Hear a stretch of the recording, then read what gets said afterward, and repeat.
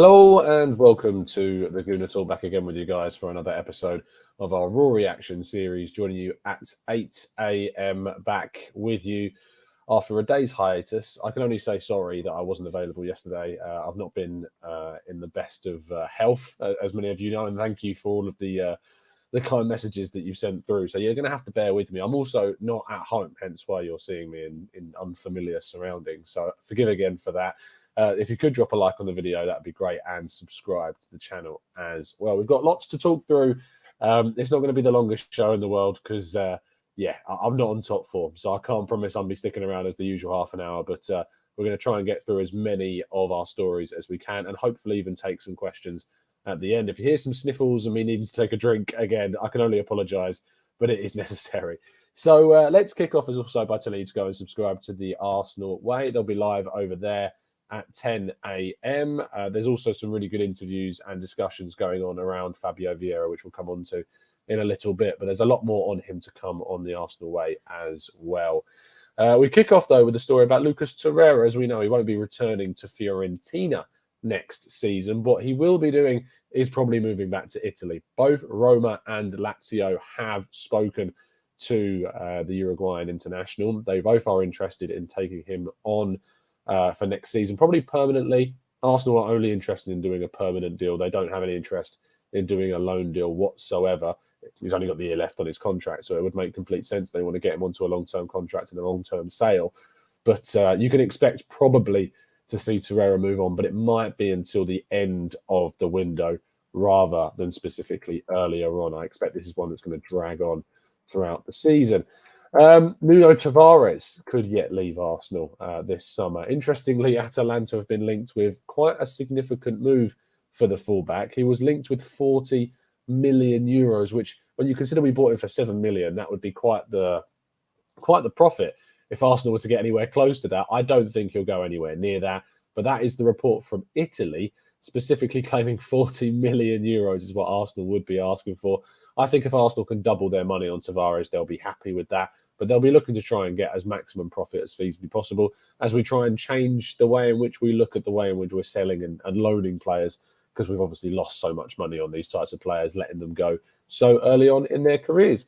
Moving forwards to our next story, and Nketiah is set to sign this brand new contract with Arsenal. He's also going to be set to take on the number 14 at Arsenal, which is quite significant because if it doesn't hit you straight away, what specifically that number 14 means for an Arsenal player, well, it should do, quite frankly. So he will be taking Thierry Henry's former number by signing that contract. Theo Walcott, of course, took it after him, but it's been vacant ever since Pierre-Emerick Aubameyang, of course, left the team. It's expected that the number 9 will be given to one of our strikers that we signed this summer, but Eddie Nketiah will be Arsenal's number 14, it seems, next season. Moving forwards again to our next story, Victor Osimhen, despite the links with Gabriel Jesus, which we'll come and talk about in just a second, Victor Osimhen is still being linked with a move to Arsenal. And there are some reports claiming that Arsenal will still consider trying to sign the player, even if they're able to renew both Eddie Nketiah's contract and also if they're able to get hold of Gabriel Jesus. If this is true, it's quite the statement being made by Arsenal if this does indeed happen, because as we know, signing up Eddie Nketiah to a brand new contract, then also getting Gabriel Jesus at the club plus a Victor Osimhen would be quite the forward line if Arsenal were able to do it. I would be very, very, very surprised if Osimhen turned up at Arsenal next season. But I'd be much more comfortable seeing him in the number 14 shirt than Eddie Nketiah, that's for sure. Now, Yuri Tielemans continues to be linked with Arsenal, and there are reports that claim that Arsenal are still very confident of getting this deal done. The possible deal for Fabio Vieira does not affect this in any way. He remains Arsenal's number 1 target for the specific number 8 position in the central midfield. And, you know, it makes sense. They've been chasing him for a long time. They're in constant discussions with his camp. They are still yet to make a bid, however, to Leicester, although that is expected to change in the coming week or so. So I'm looking forward to seeing Yuri Tielemans hopefully in an Arsenal shirt come next season. But Fabio Vieira will not affect how Tielemans or when Tielemans comes into the club. Now, our penultimate story, is continuing to look at Gabriel Jesus. The Brazilian international and Manchester City striker is expected to join Arsenal very shortly. Arsenal have agreed a €50 million deal with Manchester City, which is around 42.9 million. He's now away on holiday after having his future sorted out, and it's expected that he will join Arsenal within the month or so. Arsenal getting some really good early business done, and Gabriel Jesus, we will continue to bring updates on this, but I think you can probably put your nerves at ease at this point, as it seems very, very likely indeed that Gabriel Jesus will be becoming an Arsenal player. And finally, our headline story, the guy that I know a lot of you have wanted to discuss since this really came out of the blue yesterday. Arsenal have agreed a €35 million plus €5 million in add-ons deal for Porto's 22-year-old exciting attacking midfielder Fabio Vieira. I know next to nothing about him, I'm going to be very honest, but that is set to change this afternoon, this evening, when we do our tactical breakdown. We've already secured some expert insight for you guys, so we'll be looking to do that a little bit later on today, probably later on this evening, and we're going to get some expert insights and comparisons. And I'd like you to let me know in the comment sections which players you'd like me to compare him to. Of course, Martin Ødegaard comes to mind straight away because he plays in that attacking midfield role. Yuri Tielemans, I'm not so sure because they are different types of players, but we're going to be looking to compare him to some players as well that we've been linked to. So if you've got any suggestions, make sure you leave it in the comment section after the live show has finished. But Fabio Vieira is set to join Arsenal this summer. A really surprising player. And I have no idea how this went so under the radar for so many. It was obviously reported out of Portugal yesterday afternoon, and then all of a sudden, very quickly, it was confirmed by all of the usual suspects that we've come to expect. But I text a fair few people, specifically talking about talking to a few Portuguese contacts that I've got, and they could not rate him any higher. He's considered the most exciting player in his age bracket in Portugal. A friend of mine, speaking out of Lisbon, basically turned around and said he's better than Bruno Fernandes. And this is coming from a guy that was a Sporting Lisbon fan. So he knows all about Fernandes, and he reckons he's got more potential than him, which is quite the statement. So it's an exciting signing. I'm hoping and looking forward to seeing what he's going to bring us in an Arsenal shirt next season. And we can probably expect an announcement on this from the club in the coming weeks, maybe even sooner. But some really good early business being done by Arsenal.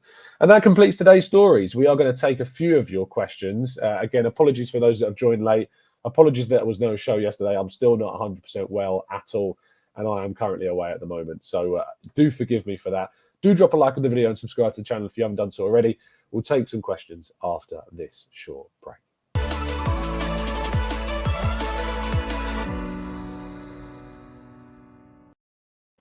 Okay, let's jump into the chat box and see what you guys are saying. Sasha says, is it time to kill these option to buy deals? What do they do except lower the players' value further? Think Fiorentina's agreed a 15 million for 2 years, but thought they'd offer 7 million, and now he only has a year left. I've never been a big fan of loan with options to buy. I don't think it gives the selling club any control in the transfer whatsoever, and it gives all the control to the buying club. They can decide whether or not they want to activate the deal, and they get a player on loan for a season as well. I would, for one, be very open to Arsenal getting rid of those. If it's an obligation to buy, then there's more sense to it. But an option, only if you're bringing in a player on loan with an option to buy, should Arsenal be getting involved with it, in my opinion. Marley says, how can people be excited about a signing they know nothing about and who could underperform? I think because they've probably looked, Marley, at what some of the people who do know more about, and they've read and listened to what other people have had to say. They've also been able to look at some of the clips and the videos of him, of course, which is always going to be a little bit biased, well, very biased towards his highlights. But look, I think it's one of those exciting signings that Arsenal can make, that you hear from people who are in the actual know about these types of players, and when they rave about him, it gives you a reason to be excited. I think this is a really interesting one for Arsenal to make. I think it gives Arsenal depth, it gives Arsenal competition, it gives Arsenal an option they didn't necessarily have before. So I'm looking forward to seeing what he brings to Arsenal next season. Payo says, if Arsenal don't do a double announcement of Nketiah and Jesus calling each other, I'd be so disappointed.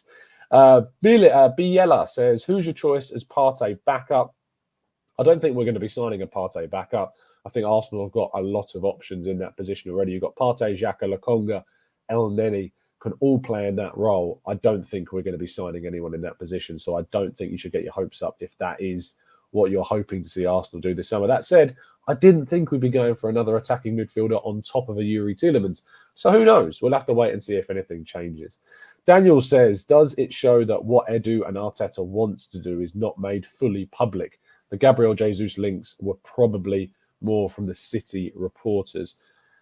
You know, I sat on the channel, I sat on a number of shows, and I literally said, I'm chill about the situation. I'm very, very chill. I'm not going to lose my head about this. I'm not going to get frustrated. I'm not going to get annoyed. I'm going to be patient. I'm going to wait until the end of this month, because I said if Arsenal didn't get their business done before the first pre-season game, that's when I'd start to get a bit panicky. I wasn't going to jump on here and start ranting and raving about Arteta and Edu not getting their business done early, or losing my mind because Spurs and Liverpool and Man City are doing business.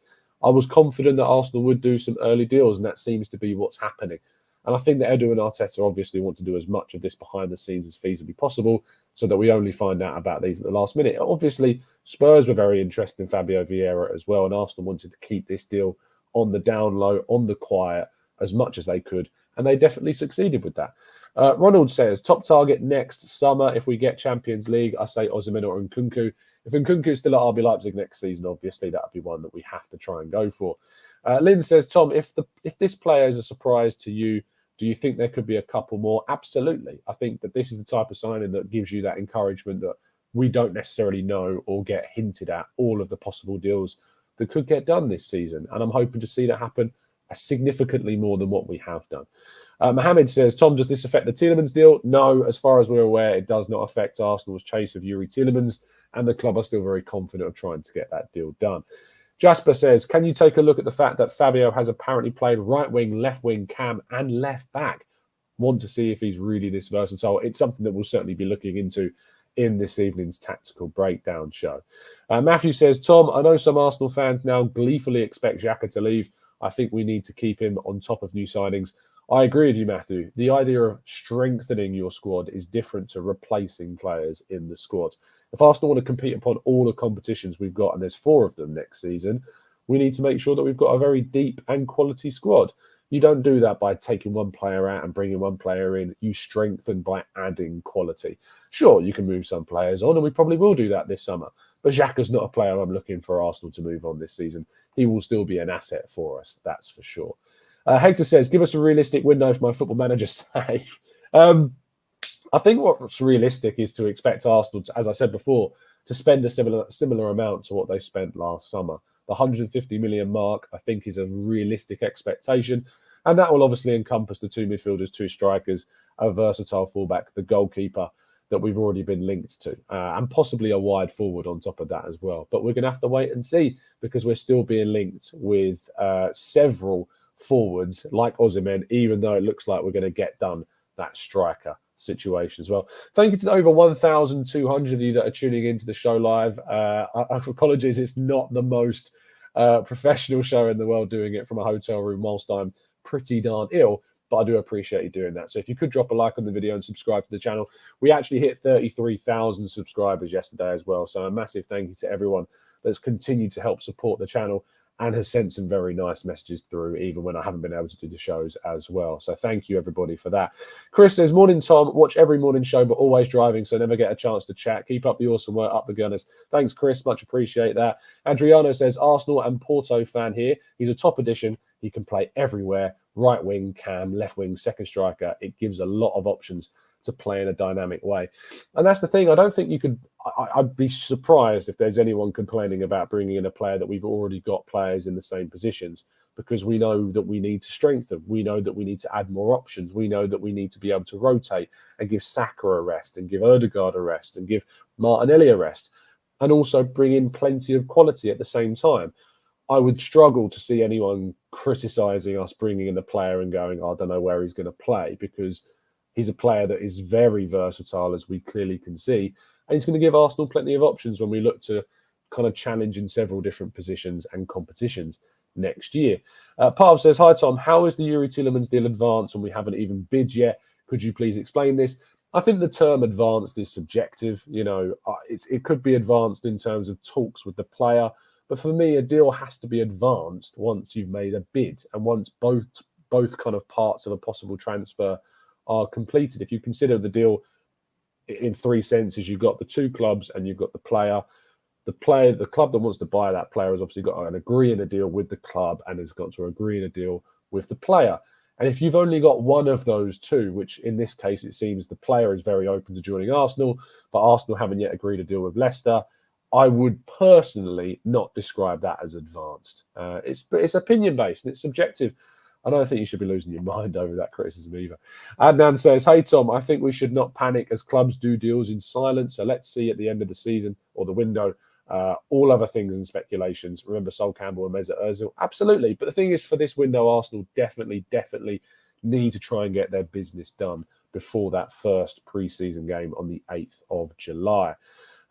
Weedy says Tielemans won't come. Arsenal don't sign players heavily linked with us. Ronald says don't see us going for Rafinha now. Our options at right wing seem like Saka, Vieira and Martinelli. I'd be surprised if we now went for Rafinha as well on top, but let's wait and see. You never know. Vishal says, do you see us signing another 9? Getting Jesus is brilliant, but we need an out-and-out number 9. What are your thoughts? I don't think so. I would be very surprised if Arsenal went and signed Nketiah onto a new deal, Jesus onto a brand new contract, maybe a wide forward that can play in the middle, like a Gakpo or someone like that. But I don't see us going out and signing another out-and-out striker on top of both Jesus and Nketiah. Matt G says, has any team signed 2 players from another club in one window? Thinking about Jesus and Zinchenko. Yeah. I can't name you off the top of my head, but absolutely it's happened. Didn't we sign Danny Ceballos and Martin Ødegaard in the same season? Maybe not in the same window, but certainly in the same season we signed both of them. So yeah, I think you have seen clubs sign 2 players from the same club in the same season. Mohammed says we need to prioritise our left back situation, don't you think? If Tavares leaves, then definitely. If Tavares stays, then not as much, but I think that having a versatile fullback in that can cover at left back and right back is certainly going to help Arsenal. Eastern Hunter says, morning, Harry does come back from my run. Did you say morning? You calling me Harry Symeou? Wow. I know me and Harry are good mates, but I've never been called Harry before on the show, but thank you. Adriano says, to the Jesus topic, I see Jesus and Nketiah and Martinelli as the options at striker. I don't think we're getting any more. I absolutely agree with you. I don't think we will. Akshat says we signed Pratt and Anderson from Sampdoria in the same window. If you know, you know. Parv says it. I remember that Anderson and Pratt deal. That's hilarious. Anderson went to Fulham and Pratt ended up going to Leicester. Very interesting indeed. Parv says, exactly. You're absolutely right. Like many journalists, like Fabrizio too, says the deal is advanced when like a bid has already been made. And it's only when you've obviously got that full agreement, but some people like to make fake hype. Look, saying a deal is advanced is obviously going to put different thoughts into people's heads, but I would say to someone, I would only describe a deal as advanced once a bid has been made, once talks are progressing with the player, and you've got some kind of agreement with both parties. That's when a deal is advanced for me. But it's subjective, and people have their own opinions about it. Freddie says, do you think we'll get Jesus done today? I'd be surprised. I don't know when they're going to announce it, but I'm very confident that you're going to see him get, brought in the next couple of weeks or so. Daniel says, away from transfers, if we don't make Champions League but have a solid summer window and see genuine progress on the pitch, how would you feel towards Arteta? Still pretty bad, to be honest. I say still pretty bad in the sense that I'm not feeling bad about him at the moment. But for me, the expectation has to be Champions League qualification next year. Whether that's through a top 4 finish or a Europa League win, we have to target Champions League football next season. It's just a solid fact at this point. Like, that has to be the expectation. We have to continue to progress, especially if we're, spending £150 million in back-to-back summers. You have to be looking to progress. And we finish as high as we can without qualifying for the Champions League this season. So, yeah, we still have to absolutely try and qualify for the Champions League next year. Wilson says, why on earth is Piers Morgan moaning about Arsenal? It's just agendas, isn't it? Josh says, all this transfer news and we haven't even mentioned the new fixtures. Yes, I wanted to do a show dedicated to that. And of course, if I was well enough to do it yesterday, I would have done. But we'll probably do a podcast over this weekend at some point, trying to do a discussion around the fixtures. But I'm pretty happy about it. What I do think is that obviously we need to look at trying to win as many of those opening fixtures because they're very winnable. We can definitely build up a run of wins in the first few games. It's annoying going away to Crystal Palace in the first game of the season, but I think it's definitely still a winnable game. We want to get revenge for what happened last year, so hopefully we can end up doing that. Saladin says, one question, Tom, how's the health? It's on the way up. I'm improving. I'm a lot better today than I was yesterday. Stephen says, what about Lino Souza at left back? Everyone seems to have forgotten about this January signing. He's still a long, long way off being first team quality, Stephen, but he might get some chances in the senior team this year, either in the Carabao Cup or maybe even in the group stage as well. MVR, what time do you usually get up to make the show? Usually about 7. So up a little bit earlier before that and then make the show around 7. So it's a commitment to get these shows out for you guys every day.